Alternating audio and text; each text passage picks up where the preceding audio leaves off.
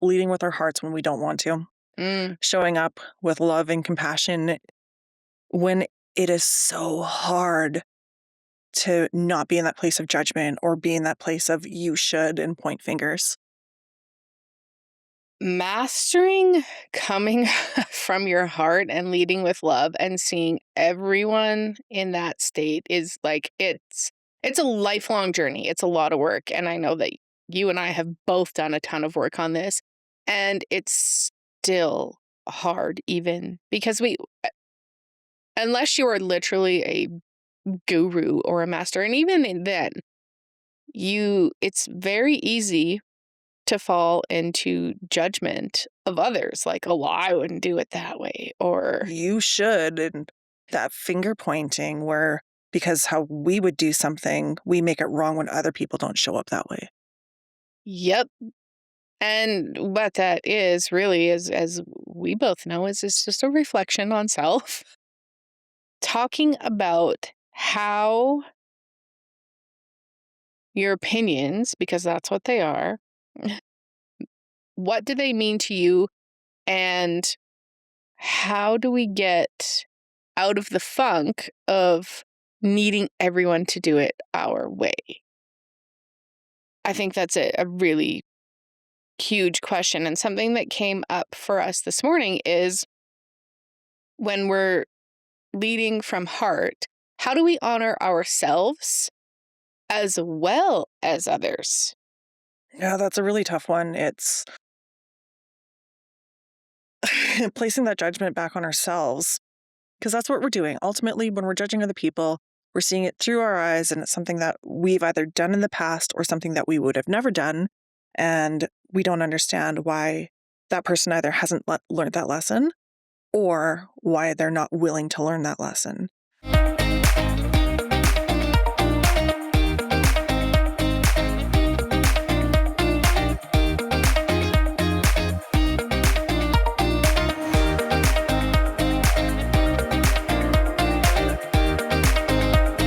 Welcome to the Ritual Pantry.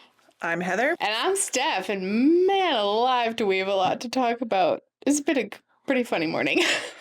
It's been a wild morning. I started off pretty rough, actually. Yeah, I'm not gonna lie, I did too. Yeah, it was a lot. Is it a full moon? Does anyone know if it's a full moon? I should know that. Usually I do. Yeah, usually I do too, but like, I don't know, there's something in the air or the water or... Yeah, it took me a little bit to get going this morning. It actually was, it was a slow start for me, which typically isn't my go-to. Usually I get out of bed and it's like, I'm on it. But today was a little bit of a slow start. Well, did you put that color on to make yourself feel better? I sure did. See, I love that. We talked about that before, about, using your energy guidance system to pick things that make you feel good and can naturally boost your energy. So good job, Bestie. Oh, thanks. Yeah, the pink isn't... You've seen, I typically don't wear the bright colors, so... It's beige. Hey. I can pull off some bright colors, okay? You can. No, you have beautiful colors in your wardrobe, and when you wear them, they're gorgeous, and I notice them every time. But you typically go with, like, earth tones. Like, that's your natural, and that's cool. That's what makes you feel good. Because that's what you're supposed to do. So it makes you feel good. Yeah, absolutely. So put on the pink and got some coffee, and life is rolling. Yeah. I put on earrings that I haven't worn forever, and I don't even remember what they are, but they're Kate King. We'll drop that name because she's brilliant. But my kids got them for me for like Mother's Day forever ago, and I don't even remember what they are. But I know if they come from Kate, they've got some juju in them. So I put those on for my good juju. Nice. Look at us just rolling with our vibes. Yeah, it's sweet. So today. Today. So we want to discuss leading with our hearts when we don't want to, showing up with love and compassion when it is so hard to not be in that place of judgment or be in that place of you should and point fingers. Mastering coming from your heart and leading with love and seeing everyone in that state is like, it's a lifelong journey. It's a lot of work. And I know that you and I have both done a ton of work on this, and it's still hard even because we unless you are literally a guru or a master, and even then, it's very easy to fall into judgment of others, like, "Oh, well, I wouldn't do it that way," or You should. And that finger pointing where because how we would do something, we make it wrong when other people don't show up that way. Yep. And what that is really is, as we both know, is it's just a reflection on self. Talking about how your opinions, because that's what they are, what do they mean to you, and how do we get out of the funk of needing everyone to do it our way? I think that's a really huge question. And something that came up for us this morning is when we're leading from heart, how do we honor ourselves as well as others? Yeah, that's a really tough one. It's placing that judgment back on ourselves because that's what we're doing. Ultimately, when we're judging other people, we're seeing it through our eyes, and it's something that we've either done in the past or something that we would have never done. And we don't understand why that person either hasn't learned that lesson or why they're not willing to learn that lesson. Not learn lessons, but we don't understand why they would do those actions or have those judgments or place those actions that you're like, what were you thinking? We do it with our kids. We do it with our families. I mean, it's like you're looking at your 2-year-old climbing up the outside of a railing on a banister and be like, ah, That's my kids. it was your kid. Yeah, 100% it was. But you want to protect those other people when we've gone through those lessons or gone through those things that are so emotionally draining and you can see the outcome. And not that I'm definitely not saying that, oh, I've been there, I've done that. I know all things. That is not what I'm saying. But the things that I have gone through, and you can see it clearly when other people are going through it. And you're like, I just want to stop you and protect you. Because at the core of my being, I love people. I tell people I love them all the time. I tell strangers I love them. It weirds them out. Like my cross shift, I used to tell her I loved her all the time. And she's like, oh, okay, have a great day. Yeah, I make a point to tell people I love them. I go out of my way to make it weird. I do. Like, listen, I'm going to make it weird. I love you. But I do. I tell people I love them all the time. And I do. I generally love people. I love their excitement. I love how they show up. I love that every single one of us is different and unique. And I really want to bring those traits forward because I think it's important. I think it's important to have different opinions. I think it's important to have life being viewed in different ways and have people challenge what they're up to or what we're up to. I love having those conversations. Yeah, and I mean, for me, we live in two very different worlds, and so the fun thing is well, it's fun and challenging, right? Is that I've got the kiddos, right? So, and that one's always hard, and I work really hard, and I don't always hit the mark. Let's be so real, I do not always hit the mark when it comes to leading my kids and my family because you want a certain outcome. Sometimes you're just like, listen, you little mother fathers, you listen, because sometimes you hit that point. But when you're leading with heart, and so with the 4 kids, they're all so different that honoring each one of them. So we had a scenario this morning where, like, Nova wants to go to school. It's And, time. It's ready to oh, out the like, door. no, like this morning was like, Amory, get ready. And she's yelling and she's shouting. And I'm like, bro, just calm down. This is not your battle. We're going to be on time. Everything's going to be fine, but she needs to drive it. That's her thing. She needs that don't even know what I want. I don't want to use the word control. That's not what it feels like.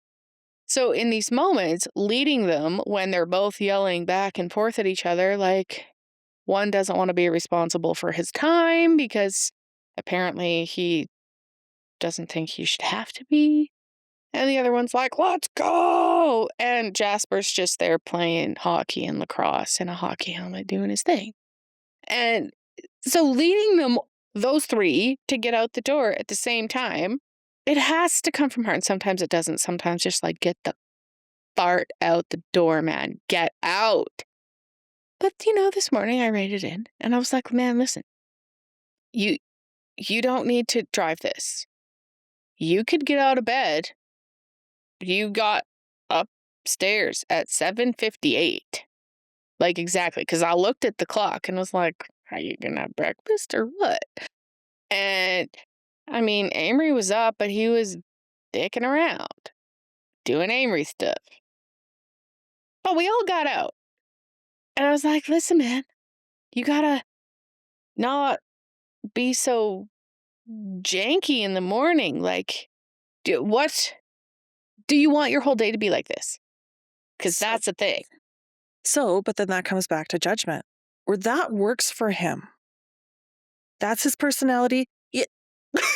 That's his personality. That's how he gets going. That's how he gets in the groove. So what about that is wrong? He was still at the door on time. Yes, there was a little bit of coaxing and a little bit of like lighting fires under some butts.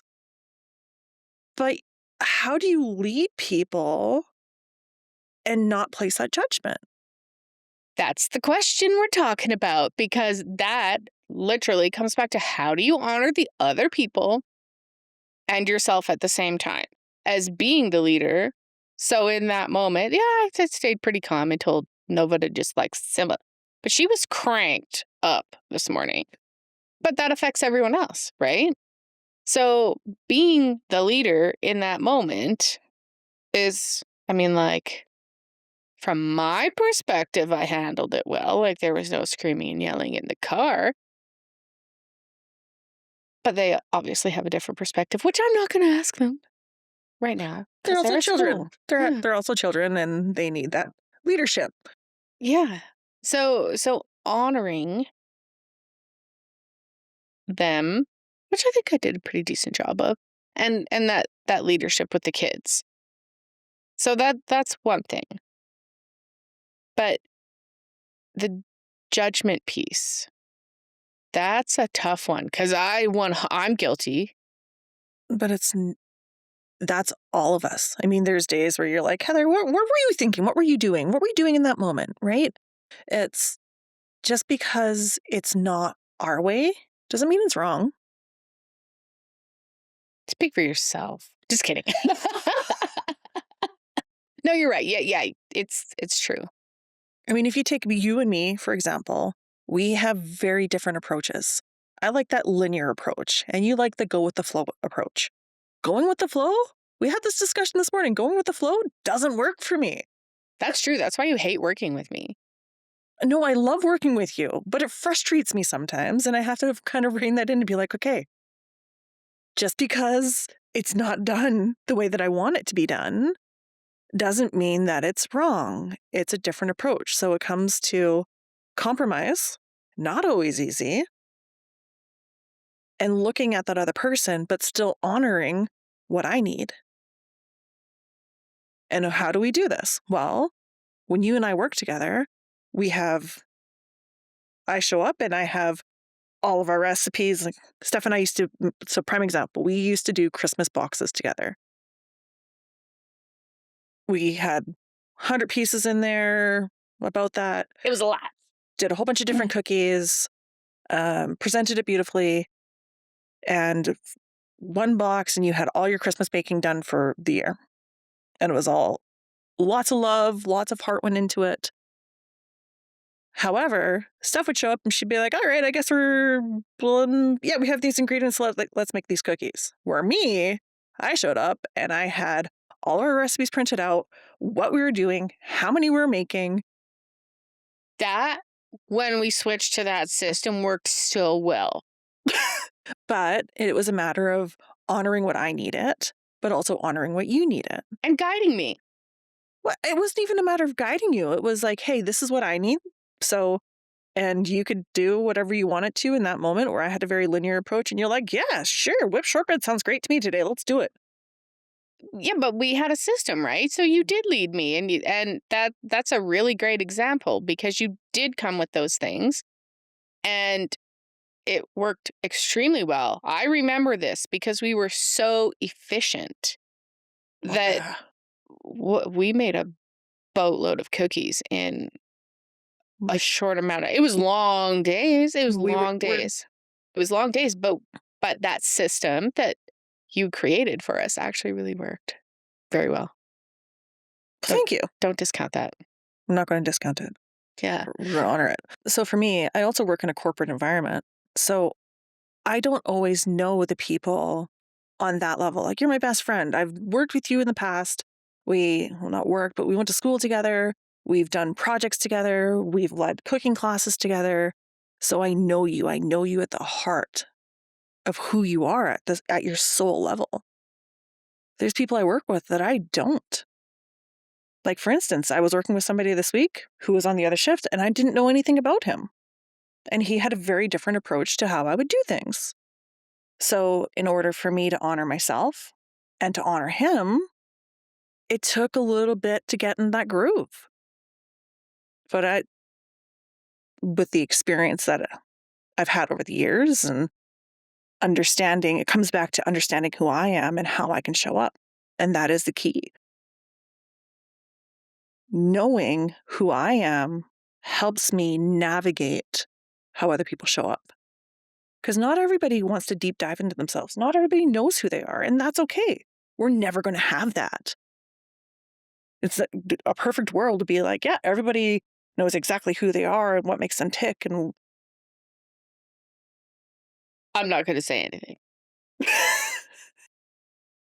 My mouth stays shut here. okay, Steph smells. There we go. But not everyone takes that approach to life, where it's placing the blame on other people, being the victim. Mm. This always happens to me. Okay, why does it always happen to you? Is it the way you're thinking about it? Are you actually the victim? Is someone actually out to get you? Chances are no. Humans by nature are very selfish we're very selfish.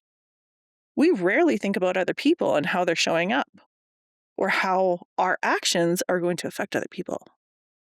Yeah, it's a very self-centric um society, right? And in some aspects that's a really good thing, and in some aspects it's not.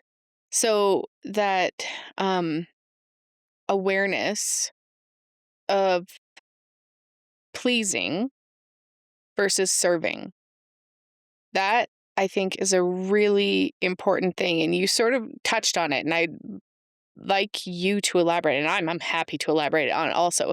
Because when we do things for others, we are serving, right? So coming from that heart center, not for me, but for you also, and leading that way, like you did with the cookies, it wasn't selfish. It was, this is truly going to lead us to the best outcome. And you didn't not let me do my thing.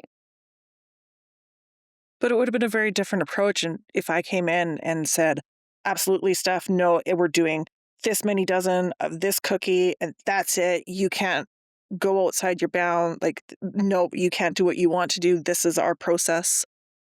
And sometimes that also needs to be done, right? It It's does, not yeah. always a compromise. But the point I'm trying to make is that if I had if you had come in with something that I didn't agree with and I went along with it anyway without saying something, I would be pleasing you.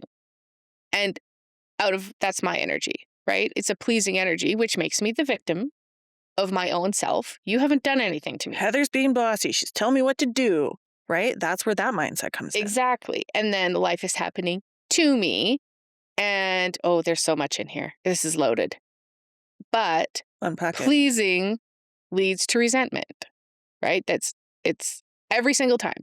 You cannot go in to please someone else without having resentment afterwards, because you are not doing it from a heart center. You are doing it to please someone outside of yourself.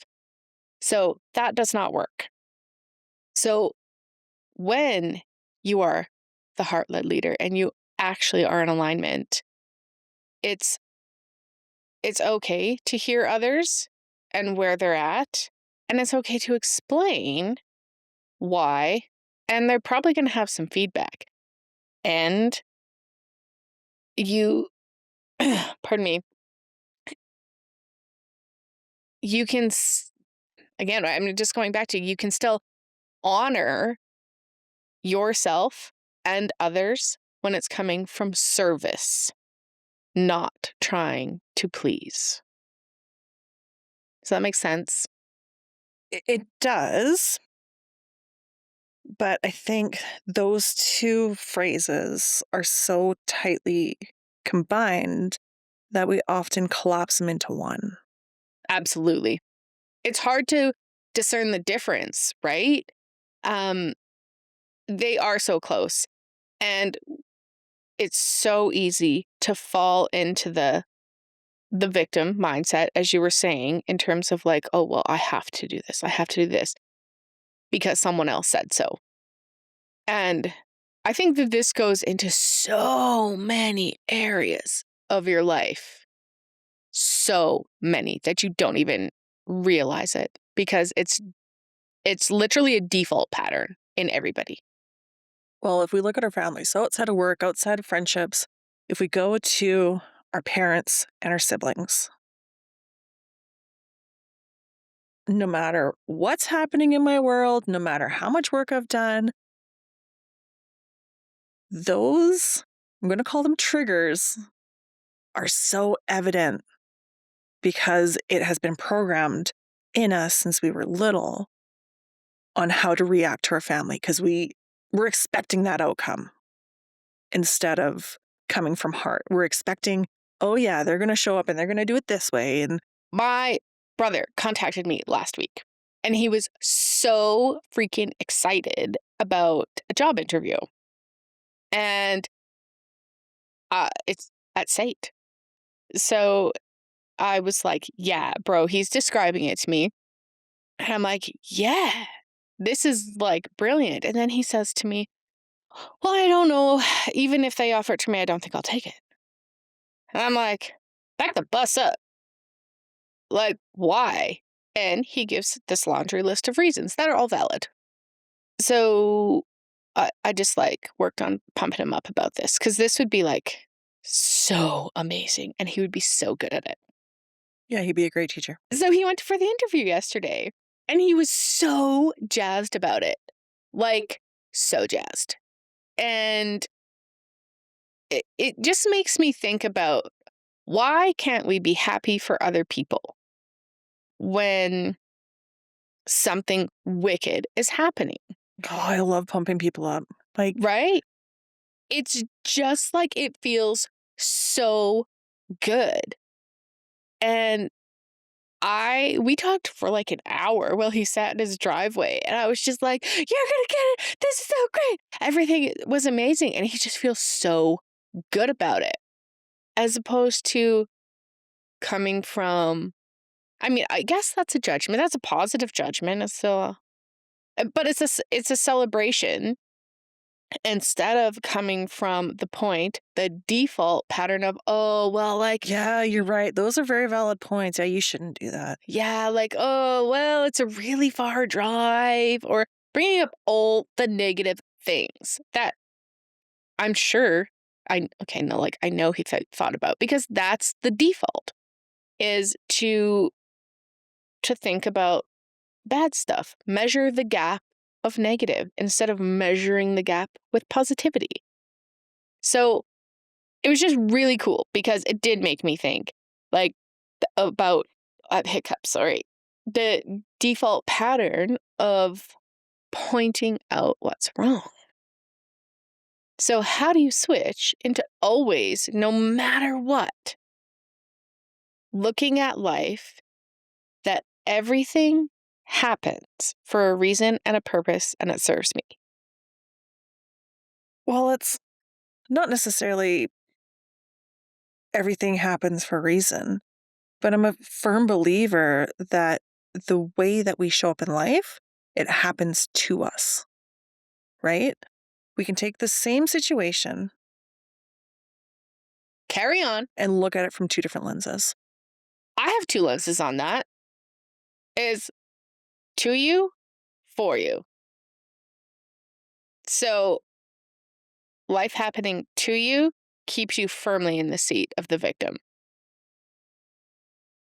If we change our thought patterns, and it's barking hard, really hard, to switch into this is happening for me, because everything shows you something, even in the shittiest situations. Oh, like, There is something okay. positive to find. And this is a tough one, and it's a rabbit hole. But bad things happen to good people. And you don't have to sit there. You have a choice. Did it happen to you, or did it happen for you? So a prime example of that is when I was laid off in 2015, where Oh, yeah. 30% of the company got let go. And that was, I had to switch my mind from this happened to me. I wasn't this. I didn't do this. I took that opportunity to really understand myself because I defined myself by the stuff that I had. I had the house, I had the car, I had all the things. I was doing 3 to 4 trips a year. And all of a sudden all of that was taken away. And I chose to look at it as the best thing that ever happened to me. It took a lot to get through that. But it was the best thing that ever happened to me because I didn't know who I was without that stuff. I was lost. So I took that opportunity to really understand who I was at the core of my being and what made me happy. And it turns out it wasn't the stuff that made me happy.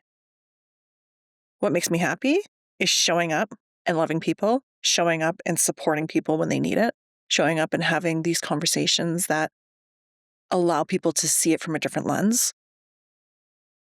And I wouldn't be here without that event. Yeah, that's true. And you went through some huge changes there. Huge. I had to. The default wasn't working. The default needed to change. And it was the hardest thing that I've ever done and would go through it 10 times over if that means I came back to this spot of understanding who I am, loving myself, knowing what I'm capable of, pushing myself to the limits. So when I was talking to Mom yesterday, she was just leaving the bank and she's like, I love spending money at the bank. And I'm like, yep. I don't think I have the same sentiment. Who does? Who loves paying bills? Nobody loves paying bills. However, 5 years ago, when I couldn't pay bills and it was a struggle, and every time I saw some bill come in, I would have a panic attack. I'm not in that place. I'm very thankful that I have an income. I have money that I can pay those bills. So that's the shift. Where Yeah. instead of seeing it and having a panic attack about it, it's like, I'm so grateful that I can do this. Because Yeah. 5 years ago, that wasn't the case. Yeah, and you're really hitting it. And I know that we've talked about this before, that this does go back to how do you actually shift in those moments when that bill does come and you're looking at what all those numbers actually even mean, into like, oh my gosh, I'm actually so grateful that I have heat and water and all these things that I can pay for. It's so hard. And the default is hard, but the default keeps us stuck. Well, Very, very, even very 5 stuck. years ago, somehow I managed to pay all my bills every Yeah, time. you did. Every time it worked out. Do you know what's so fun? I've been telling myself recently that, like, it just rains money. It just rains money for me. And it's been really fun because sometimes literally money just, like, falls off the counter or out of the sky. I don't know. It's just on my floor, and I'm like, "It's sweet, yeah." Money's raining for me. And I went into, like, my PayPal account because I have, like, an affiliate link, and I don't ever look at it. I just was like, "Meh, I have a PayPal account." There's $411 in there, man. I was like, "Yes, making it rain." And then I, like, went into a different account because, like, I'm doing this other business, and I didn't realize I was getting paid. Like, I legitimately had no idea. I'm getting paid. See? And I'm like, "It is raining money. I love money." See? It is. All right. That brings us to our pantry confessions. What time is it? It's our pantry confessions time. No, that's the wrong answer. It's time for lunch. Let's try again. What time is it? It's time for pantry confessions. Wrong answer. All right. Time for lunch in the pantry. All right. My version of self-care is avoiding everyone and calling it boundaries. Oh, I've done that. I cancel plans, ignore texts, and convince myself I'm protecting my energy when really I don't have the capacity to explain how tired I am. Sometimes it feels nourishing, other times it feels lonely. And I'm not always sure which one I'm choosing. I say I'm protecting my energy, but I think I'm just hiding. I don't know how to ask for connection without feeling drained. This is loaded. That is a loaded one. Yeah, super loaded. There's a lot of ways. Well, not a lot. There's a few ways that I personally look at this. Because it is, that word boundaries gets thrown all over the joint. It's actually kind of a word that uh, I think gets used too much personally. It's kind of like the word bullying. I'm not going to go down that rabbit hole, but seriously, it's not what it is. Uh, you being a dick to everyone else is not a boundary. It's just my thoughts on it. This is a great question for today because they do not have to conform to your fucking feelings. I'm sorry. I'm swearing on today's episode. It's out there. I have strong feelings about boundaries.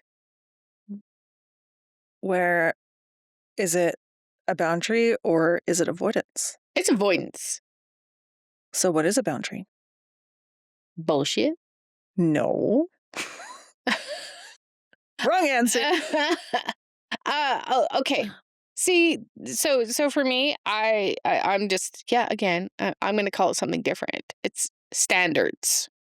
Okay, change your words because boundaries are things that we put up around us, and we tell people don't touch it, don't touch it, and they don't even know it's there. So how are they supposed to avoid something to keep your ass happy when you aren't dealing with it? They're not. So, yeah, stay home if that's the case. Deal with your shit. Don't put boundaries up and expect people to see them. They're invisible. Nobody cares.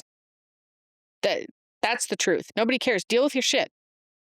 You can't put up a boundary and expect people not to touch it or know it's there or walk right through it if you haven't dealt with it. It's not anyone else's job to deal with it. So, yeah, you could totally stay home. But while you're there, sitting in your victim couch, you should probably work on your triggers and get to the bottom of why that bugs you. So, how do we change your phrasing To be kind. to come from heart? Because boundaries are a real thing. And and it's the way that we have to communicate it out. That's my opinion. Because there's some things that we just can't tolerate. Like someone Give me an example. out on a date and a man is not being very kind and is threatening. What's your standard? Exactly. So to me, standards and boundaries are very similar. But as you said, we don't tell people our boundaries. Like it's implied that, yeah, we don't do this to other people. Other people don't do this to me, except for we fail to have those conversations with them. So if someone's crossing that line where you're not comfortable, because our boundaries are there to protect ourselves, protect our hearts, is essentially what boundaries are. So it's having that capability of having those conversations led from heart that lead to the other person understanding where you're at. Hey, you know what? I'm going through some stuff. I'm just not up for going for coffee. I'm exhausted. It opens the door for another conversation. Agreed. I don't disagree with that because communication is key, and that's what it does come down to. So I get what you're saying. But the whole staying at home part, But that's sometimes that's just what you need. I got home from work yesterday. I was tired. I was ready for bed. 6:30, I was ready for bed. but that's not a boundary. It's not a boundary. But if someone would have said, "Hey, you going to come out and go to this event tonight?" I probably would have declined and said, "You know what?" and had an explanation instead of ignoring that text. I don't know. I get it. See, clearly I'm triggered by the word boundary. I'll go work on my shit. So I guess the perspective I'm coming from is that if you put up a boundary, you can't You can't expect other people to respect your boundaries if they don't know it's there. if they don't know what it is. So coming from the heart part, you have to be in the seat of the observer. So if you had said to me, if I had texted you about, said event, and you had said, "Man, I'm just not feeling it," then that's it, coming from the seat of the observer saying, "Oh, hey, man, are you okay?" But this doesn't feel like a boundary for me. I feel like we're leaving this hanging, but there's a few different approaches here. All right. Well, I think this might be a good topic to talk about boundaries and what boundaries mean to other people. So this, I want to know this, because clearly this is heated for me. So send in what is it? A boundary. You don't even have to put your name on the things, okay? Anonymous, or put your name, I don't care.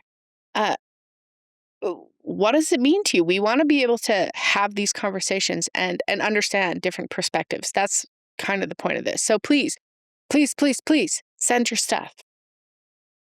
Could be just where we're at today too. Me, the moon cycle. On that note, good Lord, love a duck. I love you. And I love you.